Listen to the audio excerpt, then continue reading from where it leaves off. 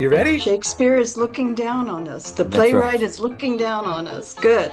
Hello and welcome to the State of Shakespeare. I am Jim Elliott, I'm Garrett Vandermeer. and today on the program we have Carol Grieb. Hello, Carol. Hello, Jim and Garrett. Carol is the author of a book entitled A Truant Disposition, Discovering the Tragedy of Hamlet Through the Role of Horatio. We were very intrigued by this idea. Carol grew up on a farm with her parents and three sisters outside of Riley, Kansas. She graduated with distinction from the University of Kansas with a degree in secondary education in German and English. She attended university in Bonn, Germany through the University of Kansas. Carol is a mother and a grandmother. Her hobbies are writing, oil painting, and crafting. Welcome, Carol. Thank you. Thank you for having me. Carol, where in the world are you at this moment that we speak to you? I'm in Lawrence, Kansas. So, although I've lived all over, I came back to Lawrence. I love Lawrence, Kansas. What a nice town it Oh, is. good. You've been here. Sure, it reminds me of any of those great university towns in the Midwest. So you have traveled, Carol, and if I'm not mistaken, you've traveled throughout Europe and also to Japan. Um, and what brought you to Japan? My son lives there. He married a Japanese woman, and so they live south of Tokyo in Hayama, and they have two children, my grandchildren. Oh, So I've been to Japan many times. You that find a way, right? that's right. And That's they right. were just here visiting. So, So you have been circling this Horatio question for quite some time. What started you on this journey? well, my sister Shelley is a drama teacher. And so she would talk to me about how enthusiastic her students were about the Hamlet play, and particularly about Horatio and his loyalty to Hamlet and all his troubles. And I thought, I'm going to have another look at this play. So I went and looked at Branagh's film, uh, which was lucky for me because he made an effort to include all the characters and all the themes that Shakespeare put out there in his three earliest texts. And there's no definitive text of Hamlet. Um, so this is kind of a nightmare for directors, but you can look at the three, the 1603, the 1604, and the 1623, and like Branagh did, kind of ferret out a good play from that. So that's the play I looked at. And I was waiting to see Horatio reveal himself as this friend, and I never did. And I still don't. Um, and I went and looked at Horatio's lines more particularly. And if you look at Horatio's lines, their oration, where he's instructing and telling people what they need to think, or their spy talk about, well, how did that happen? And why did that happen? And where was this person? They're very, just looking at his lines does not reveal a friendship from Horatio. So that was my first influence. My second influence was, when I was curious about this, I mean, does anybody else regard Horatio as not the friend we've considered him to be? So I looked at Dover Wilson's What Happens in Hamlet. And that was an excellent book because Dover Wilson grounds the play in the tumultuous times that the play would have been written. The Elizabethan into Jacobean turn of the century times. And so that really interested me. Dover Wilson believed that Shakespeare wrote the play to understand the Earl of Essex. So that launched me into reading all kinds of things about the Earl of Essex, and then that launched me into reading all kinds of things about Mary Queen of Scots and other people who were victims of the Cecils during the time that Shakespeare or the playwright would have been writing the play. So my third influence from there was looking more closely at the Elizabethan years, where the Cecils, first William Cecil and then his son Robert, controlled the government. They launched a spy group and they controlled the printing press, which was something new on the horizon just then. And though the rich and powerful William Cecil confessed to being Elizabeth's loyal subject and humble servant, John Guy, the writer of Mary Queen of Scots, says the deeper the modern scholar digs into Elizabethan state papers, the more Cecil demands scrutiny. So early on, he established the intelligence gathering agency with the public goal of protecting the Protestant queen from assassination threats, and perhaps the covert goal of protecting his own position as a non-royal. And I'll link that to Horatio, who is also a non-royal. So I looked at the victims of the Cecil Walsingham years, the Regnum Sicilianum, as they mocked him. Chiefly, I looked at Mary Queen of Scots and the Earl of Essex. And they and many others were executed, and the Cecils owned their stories. And to me, that's the most tragic part. I mean, not only were they killed, but they didn't get to get their truth out there. So at play's end, who owns Hamlet's story? Horatio. So in these deceptive times, turn of the century, Shakespeare would not have given a positive role to some nobody who shows up at the royal castle uninvited, who ingratiates himself to the guards, then to Hamlet, then to the king and queen, and emerges at play's end as the spokesman for the state of Denmark. Shakespeare created his unique version of the Hamlet saga to understand this and to defend all the people who had been killed and had their stories stolen.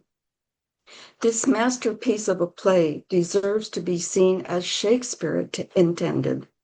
And that's why I've spent decades researching and defending the idea that Horatio is Shakespeare's most interesting, complicated, and realistic villain. Well, that's quite a bombshell. Yeah, I believe so too.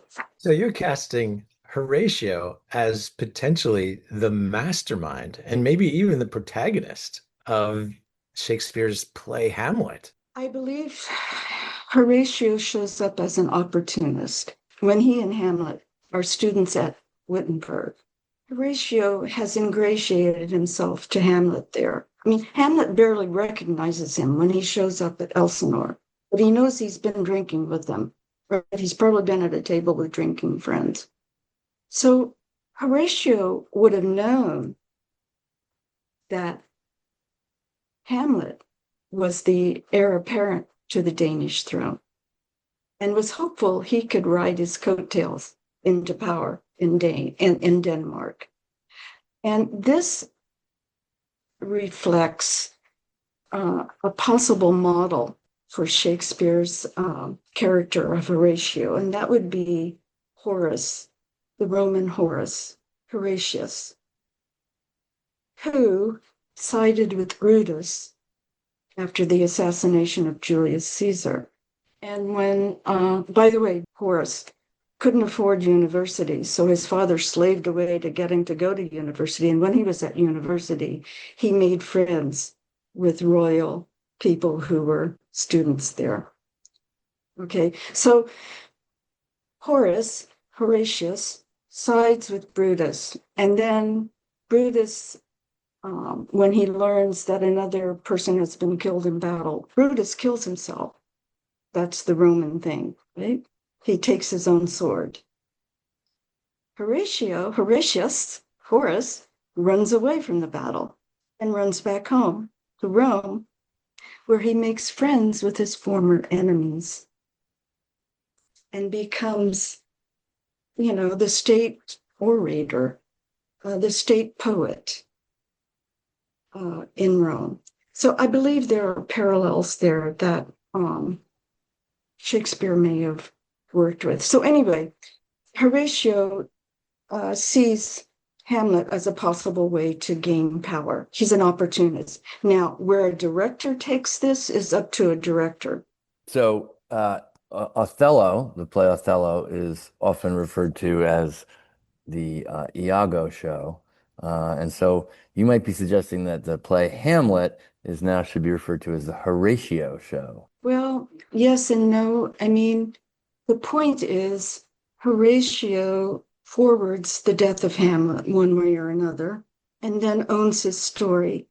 And this is made clear in the last scene of the play, where Hamlet is trying to tell Horatio what happened. And remember when he takes the order from Rosencrantz and Guildenstern and changes it and reseals it to send Rosencrantz and Guildenstern to their death in England. But Hamlet keeps the original order in his pocket that Claudius had written for Hamlet to be killed. And he hands that over to Horatio. I mean, the man is dying, and all Hamlet can think about is his story. So that's the tragedy for me, is the story that gets swallowed up by this opportunist. And, you know, that kind of thing happens today, too. So Do you feel that Horatio does right by Hamlet at the end of the play in terms of the story that he chooses to tell? we don't know, do we? He could have said right then and there what had actually happened. He gives no detail. My preference would be that playgoers leave the play hearing that Horatio owns Hamlet's story and Horatio will write the play of Hamlet. But in the real play, on side stages, and in the discovery space, we would see what was really happening, what Horatio was really doing while he narrates his official version. You see, he can't, with Fortinbras as king, he can't point any fingers at Fortinbras and still be on top.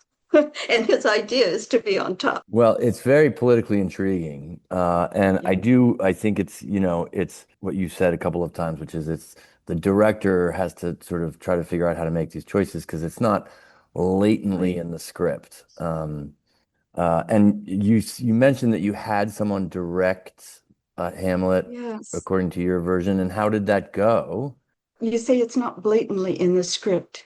It's not blatantly not in the script. The words, the characters, nothing has to change to present Horatio as an opportunist rather than this gung-ho college friend who shows up and is Hamlet's loyal confidant. Greg Barry did a production of Hamlet in May of 2023, several performances in Bellingham, Washington, and then one in Seattle. And he used my idea of Horatio being in cahoots with Osric to do the ghost thing and to try to get Hamlet to kill Claudius based on that trick. And it worked. It was fantastic. The play was great. Is it plausible that Horatio has himself orchestrated the appearance of the ghost? Yes, definitely. And if you just read, you'll understand where I'm coming from. Actually, that's one of the things I want to read today. That's an excerpt from the book. And just to be clear, this is referring to Act 1, Scene 1 of Hamlet. Is that correct? That's right. Scene 1, as the play begins, we're thrown into a ghost story in media res, right? So we're introduced to a bunch of secondary characters, Bernardo, Francisco, Marcellus, and Horatio, and none of them are our title character for the play. None of them are Hamlet. But as the scene progresses, one character seems to emerge as the central figure in the scene, and that is Horatio. Right. So Garrett described that well. Horatio's with the guards on the platform, talking about the ghost, and the ghost appears to them. So I'll pick it up kind of into that scene. Horatio continues to direct the guards' understanding of this play within a play. He has given credence to the ghost, interpretation to its meaning, and now he sets up the scene designed to lure Hamlet into murdering Claudius. With the stage prepared to have Hamlet join them, Horatio accurately predicts that the ghost, though dumb to them, will speak to Hamlet. Horatio advises that in both love and duty, they need to tell Hamlet what they have seen. He says, "Let us import what we have seen tonight unto young Hamlet, for upon my life this spirit, dumb to us, will speak to him. Do you consent? We shall acquaint him with it, as needful in our loves, fitting in our duty." So Marcellus agrees and announces where they can meet Hamlet that same morning. And the trap is set. He has loaded the bait, that is the ghost, and set the spring, that is the meeting. He uses the guards to reduce the chance that Hamlet might not approach the trap. Now, spectators wait to see if the trap works on this Hamlet character and what the consequences will be. Horatio, self-proclaimed friend to this ground, controls the opening ghost scenes. 1, having staged the ghost's appearance to the guards twice already, he convinces them that he wouldn't have believed there was a ghost if he hadn't seen it with his own eyes. 2, he identifies the apparition as the dead King Hamlet to tell the guards what they see. 3, he serves as the knowledgeable resource about ghosts and war preparations. 4, he bosses the ghost around, giving him stage directions. 5, he proposes the crucial and decisive meeting of Hamlet with the ghosts, and that sets the entire tragedy into motion. So what do you think? I'm intrigued by something that you mentioned earlier, Carol, which is that there are no records of Hamlet being produced in Shakespeare's lifetime, which is interesting, and I didn't know that. Why do you think that that is? Production records for contemporaneous production records about Shakespeare's plays are pretty spotty.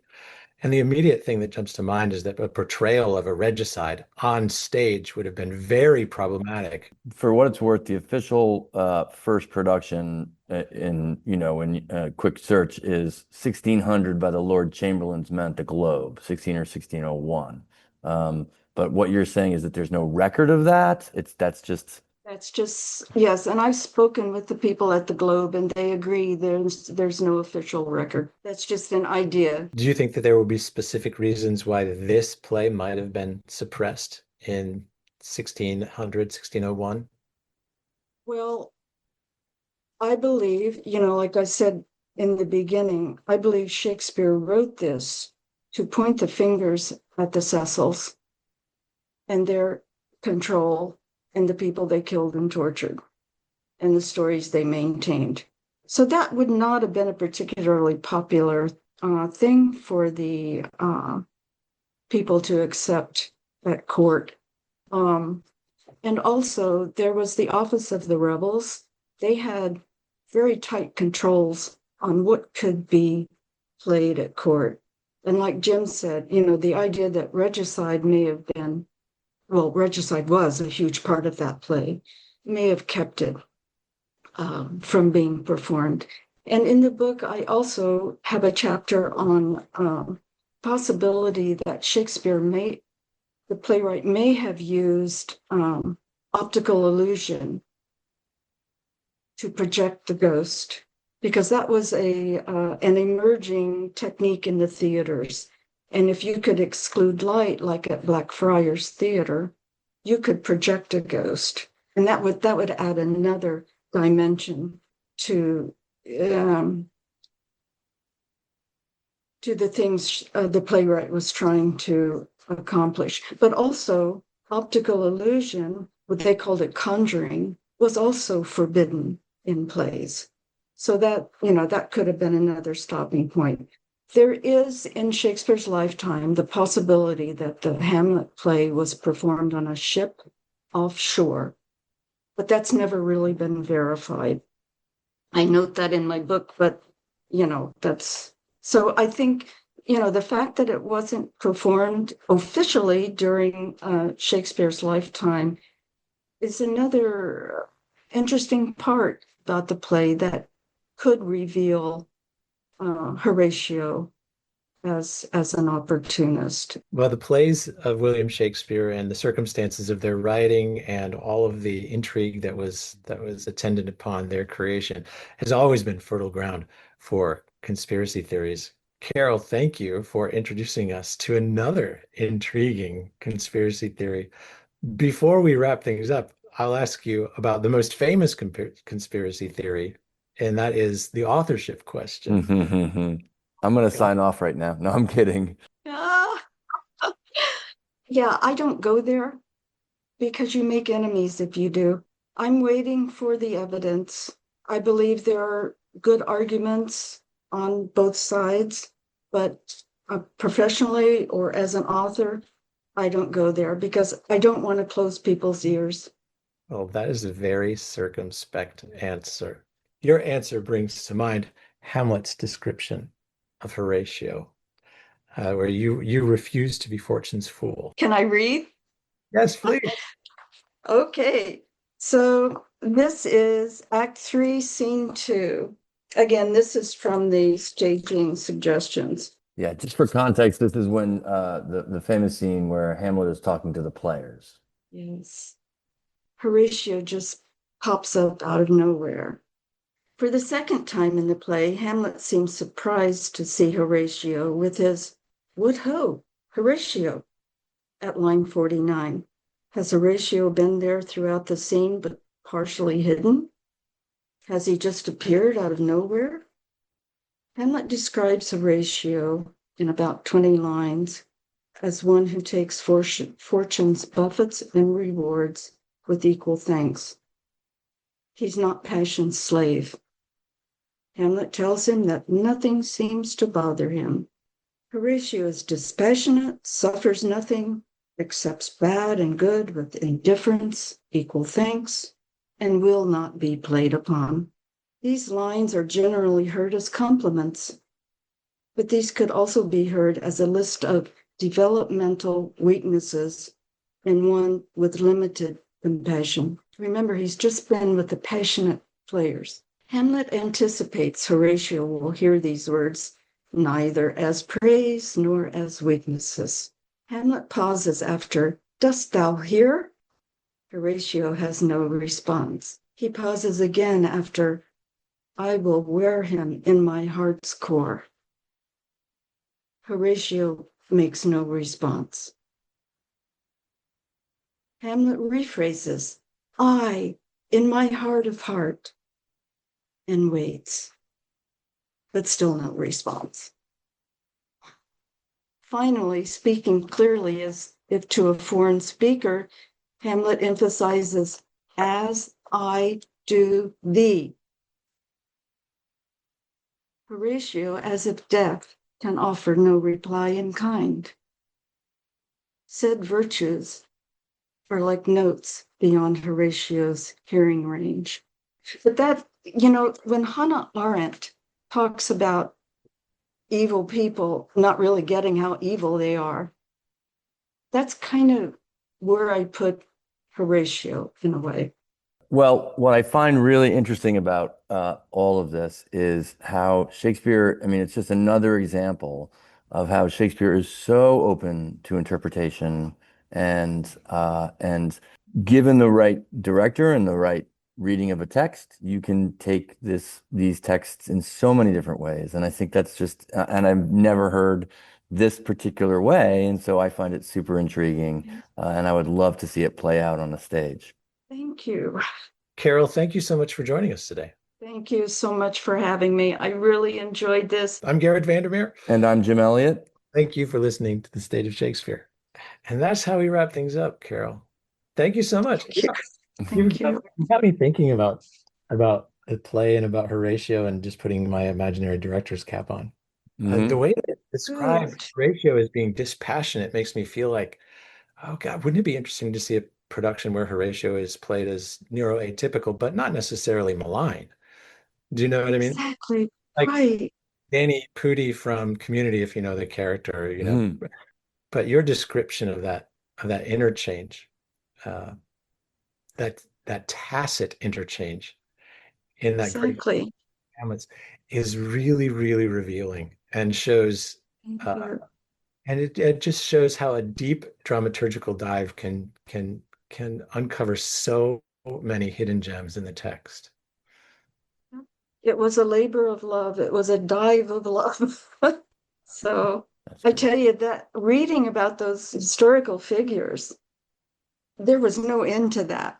I finally just had to say, okay, stop, get something written down because it was all so interesting. Such a rabbit So, hole. and there are, lots of references in the back of my book for, people to read further. It's a fairly thin book, but lots of references.